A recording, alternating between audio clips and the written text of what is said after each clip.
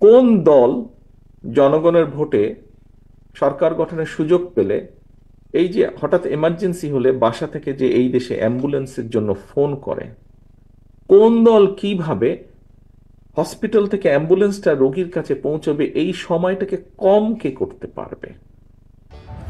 আপনারা দেখছেন প্রবাস বার্তা।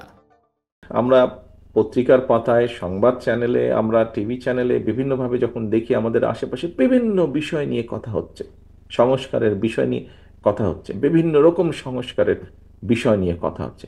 সংস্কার কিন্তু সবচেয়ে প্রথম। আজকে অনেক ব্যক্তি, সকলকে সম্মান রেখেই বলতে চাই, অনেক ব্যক্তি সংস্কার নিয়ে অনেক কিছু বলছেন, কিন্তু সংস্কারে বাংলাদেশে যে সংস্কার প্রয়োজন, বাংলাদেশের সকল কিছুতে যে সংস্কার প্রয়োজন, রাষ্ট্র কাঠামোর মেরামতে যে সংস্কার প্রয়োজন, কথাটি সবচেয়ে আগে সেদিন আমরাই বলেছিলাম। এখন আপনারা এখানে সকলে যারা উপস্থিত আছেন প্রত্যেকেই আপনারা রাজনৈতিক নেতৃত্ব, আমি একজন রাজনৈতিক কর্মী। আমার কাছে সংস্কার বলুন, রাজনীতি বলুন, কি বুঝি, অবশ্যই প্রত্যেকে আমরা একজন স্বাধীন মানুষ হিসাবে প্রত্যেকে আমাদের চিন্তা আছে রাজনীতি সম্পর্কে। যেই আদর্শে আমরা বিশ্বাস করি তার সম্পর্কে আমাদের নিজস্ব চিন্তা আছে। সম্মানিত উপস্থিতিবৃন্দ, ঘটনাটি একটি ঘটনা উল্লেখ করতে চাই আপনাদের খুব সংক্ষেপে, যেহেতু আমাদের খুব বেশি সময় নেই। রাজনীতি রাজনীতি বলতে আমি ছোটবেলা থেকে যেটি দেখে এসেছি, আমার রাজনৈতিক ব্যাকগ্রাউন্ড কি, আমি খামাখা এটি আপনাদের সামনে তুলে সময় নষ্ট করতে চাই না, আপনাদের ধৈর্যচ্যুতিও ঘটাতে চাই না, আপনারা সেটি জানেন। এখন ছোটবেলা থেকে আমি রাজনীতি বলতে কি শিখেছি বা কি বুঝেছি, একটি ঘটনা দিয়ে আপনাদের সামনে আমি তুলে ধরতে চাই। ঘটনাটি 2010 সালে। তখন আমি এই দেশে যুক্তরাজ্যে আমি আছি। নির্বাচন এসেছে যুক্তরাজ্যে এই ইউকেতে নির্বাচন অনুষ্ঠিত হচ্ছে। নির্বাচনে আলোচনা হচ্ছে, টিভিতে একটি অনুষ্ঠান দেখছি আমি, আলোচনা হচ্ছে। আলোচনাটি হচ্ছে তিনটি প্রধান দল। আজকের যেই শাসক দল এই দেশে, লেবার পার্টি, এই বিগত নির্বাচনের আগে যারা ছিল রাষ্ট্র ক্ষমতায় দেশ পরিচালনা, কনজারভেটিভ, এবং একটি মাঝামাঝি দল আছে লিবারেল ডেমোক্রেটিক পার্টি। তো তখন লেবার পার্টি ওই সময় ক্ষমতায় ছিল। লেবার পার্টির সেই সময় টনি ব্লেয়ার গর্ডন ব্রাউনের কাছে ছেড়ে দিয়েছিল ক্ষমতা। গর্ডন ব্রাউন সেই সময় টনি ব্লেয়ারের গভর্নমেন্টে উনি ট্রেজারি বা আমরা যাকে অর্থমন্ত্রী বলি। সাথে আলোচনা হচ্ছে ক্যামেরুন কনজারভেটিভের যে প্রধান ব্যক্তি তখন ছিল, আর নিক ক্লেগ লিবডেমের যে প্রধান ছিল, তিনজনের মধ্যে আলোচনা হচ্ছে। আলোচনার এক পর্যায়ে অনেকগুলো বিষয় আলোচনা হচ্ছে। একটি বিষয় সামনে চলে আসলো। কি বিষয়? আমরা অনেকেই ইউরোপের বিভিন্ন দেশের স্বাস্থ্য ব্যবস্থা নিয়ে আমরা আলোচনা করি, আমরা আফসোস করি, আহা বাংলাদেশে আমাদের স্বাস্থ্য ব্যবস্থাটা যদি এরকম হতো। প্রিয় সম্মানিত উপস্থিতিবৃন্দ, আলোচনার বিষয়বস্তুটি কি ছিল জানেন? স্বাস্থ্য ব্যবস্থারই একটি বিষয় ছিল, কোন দল জনগণের ভোটে সরকার গঠনের সুযোগ পেলে এই যে হঠাৎ এমার্জেন্সি হলে বাসা থেকে যে এই দেশে অ্যাম্বুলেন্সের জন্য ফোন করে, কোন দল কিভাবে হসপিটাল থেকে অ্যাম্বুলেন্সটা রোগীর কাছে পৌঁছবে এই সময়টাকে কম কে করতে পারবে। অর্থাৎ সেই সময় যদি ধরে নেই অ্যাম্বুলেন্স আসতে এভারেজে 12 মিনিট সময় লাগে, তাহলে ওই তিন দলের মধ্যে আলোচনা হচ্ছিল যে আমি সরকার গঠনের সুযোগ পেলে আমি চেষ্টা করব এটি 12 মিনিট না, যাতে 10 মিনিটে আসে, 10 মিনিটে পৌঁছতে পারে অ্যাম্বুলেন্সটি। প্রিয় সহকর্মীবৃন্দ, হ্যাঁ, যুক্তরাজ্য এরা প্রায় 300 বছরের উপরে এরা গণতন্ত্র প্র্যাকটিস করছে। নির্বাচন ছিল সামনে, তাদেরকে জাতির সামনে উপস্থাপন করতে হয়েছিল অনেকগুলো বেকার সমস্যার সমাধান কোন দল কিভাবে করবে। স্বাস্থ্য ব্যবস্থার উদাহরণ তো আপনাদের কাছে দিলামই, শিক্ষা ব্যবস্থায় কার কি ভূমিকা, কে কিভাবে রাখতে চায়, সেই কথাগুলোও সেখানে ছিল।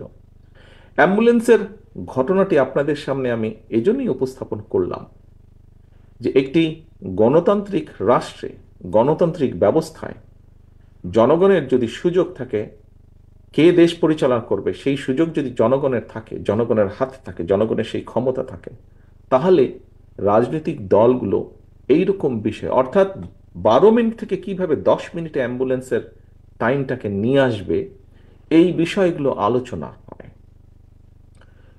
সম্মানিত উপস্থিতিবৃন্দ, এই বাংলাদেশটি স্বাধীন হয়েছিল লক্ষ মানুষের আত্মত্যাগের বিনিময়।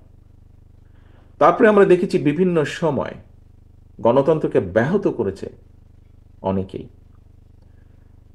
একদলীয় বাকশাল বলি, বিভিন্নভাবে বলি না কেন, বিভিন্ন সময় গণতন্ত্রকে ব্যাহত করা হয়েছিল।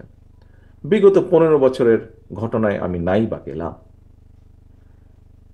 জুলাই আগস্টে জনতার যে অভ্যুত্থান, এই দেশের মানুষের, জনগণের রাজনৈতিক দলগুলোর সাথে জনগণের সমর্থন ছিল বলেই সম্ভব হয়েছে পলাতক স্বৈরাচারের মতন একজন মাফিয়া স্বৈরাচারকে এই দেশ থেকে বিতাড়িত করতে সক্ষম হয়েছে সকলে মিলে। এই যে জনগণ রাজপথে বেরিয়ে এসেছে, জনগণ রাজনৈতিক দলগুলোর পাশে এসে দাঁড়িয়েছে, জনগণ সমর্থন দিয়েছে দলমত নির্বিশেষে সবাই, যে একটি পরিবর্তন হতে হবে। প্রিয় উপস্থিতিবৃন্দ, নিশ্চয়ই জনগণের একটি প্রত্যাশা আছে। কেন তারা এই পরিবর্তন চেয়েছে, কেন তারা এই পরিবর্তন চেয়েছে, তার একটি প্রত্যাশা আছে। অ্যাম্বুলেন্সের ঘটনাটা দিয়ে আমি মনে করি জনগণের প্রত্যাশা হচ্ছে যে আমরা রাজনৈতিক দল যারা, আমরা জনগণের জন্য এইরকম কাজগুলো করা শুরু করব। এই বিষয়গুলো নিয়ে আমরা কথা বলবো। হ্যাঁ, আমরা সংস্কার নিয়ে কথা বলছি, আমরা কথা বলছি আমাদের দেশে উচ্চ সংসদ হওয়া উচিত, উচ্চ কক্ষ হওয়া উচিত। আমরা কথা বলছি কার মেয়াদকাল কতটুকু হওয়া উচিত। আমরা কথা বলছি কতটুকু সংসদের ক্ষমতা থাকা উচিত, কতটুকু গণপরিষদের কি হওয়া উচিত, বিভিন্ন বিষয়ে কথা বলছি। আমরা কথা বলছি একজন ব্যক্তি কতবার কি নির্বাচিত হতে পারে। আমরা কথা বলছি কার মধ্যে ক্ষমতা বাড়বে, কার ক্ষমতা কমবে, এসব বিষয় নিয়ে। কিন্তু দিন শেষে যারা আমাদের রাজনীতির সবচেয়ে বড় পুঁজি, আমরা যে বিষয়গুলো নিয়ে আলোচনা করছি, সংস্কারের যেই বিষয়গুলো নিয়ে মিডিয়া গরম, সেই বিষয়গুলোর কোন রকম পরিবর্তন হলে প্রত্যক্ষ বা পরোক্ষভাবে হয়তো রাজনৈতিক দলগুলো উপকৃত হবে, রাজনীতিবিদরা উপকৃত হবেন হয়তো, বা পরিবর্তন হতে পারে রাজনীতির কিছু কিছু। কিন্তু আমাদের রাজনীতির সবচেয়ে বড় যে পুঁজি জনগণ, তাদের ইস্যুগুলোকে নিয়ে আমাদের কি কথা বলা উচিত না? তাদের ইস্যুগুলোকে নিয়ে আমাদের কি চিন্তা ভাবনা করা উচিত না? অবশ্যই উচিত, কারণ এটি হচ্ছে আমাদের রাজনীতি। তারাই আমাদের রাজনীতির সবচেয়ে বড় পুঁজি, জনগণ।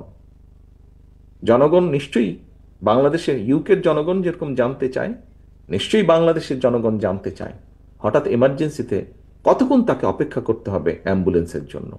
আপনজন যখন অসুস্থ হয়ে কাতরাবে, নিশ্চয়ই আমি আপনি আমরা সকলেই চাবো যে দ্রুত তাকে চিকিৎসা সেবা দিতে, এবং সেজন্য অ্যাম্বুলেন্সকে আমরা কল করব। সে অ্যাম্বুলেন্সটি দ্রুত যাতে আসতে পারে, দ্রুত যাতে আপনজনকে নিয়ে চিকিৎসকের কাছে চলে পৌঁছে যেতে পারে। নিশ্চয়ই এরকম আরো অনেক কিছু বাংলাদেশের জনগণ প্রত্যাশা করে রাজনৈতিক দলগুলোর কাছে, আমাদের কাছে। সম্মানিত উপস্থিতিবৃন্দ, সহকর্মীবৃন্দ, আসুন আমরা যে বিষয়গুলো নিয়ে আলাপ করছি, কার কতটুকু ক্ষমতা থাকবে, কি থাকবে, পাশাপাশি আসুন আমরা শুরু করি আলোচনা। জনগণের যে প্রত্যাশা, জনগণের যে চাওয়া, তাদের যে মূল লক্ষ্য বা উদ্দেশ্য, বা জনগণের যে ডিমান্ডগুলো, সেইগুলো আমরা কি করব। পরিশেষে এইটুকু বলেই আজকে আমি বিদায় নিতে যাচ্ছি। ইফতারের সময় হয়ে গেছে, আর 1 মিনিট হয়তো বাকি আছে। সকলে ভালো থাকবেন, সকলে ইনশাল্লাহ সুস্থ থাকবেন। আল্লাহ হাফেজ। বাংলাদেশ জিন্দাবাদ, বাংলাদেশ জাতীয়তাবাদী দল জিন্দাবাদ।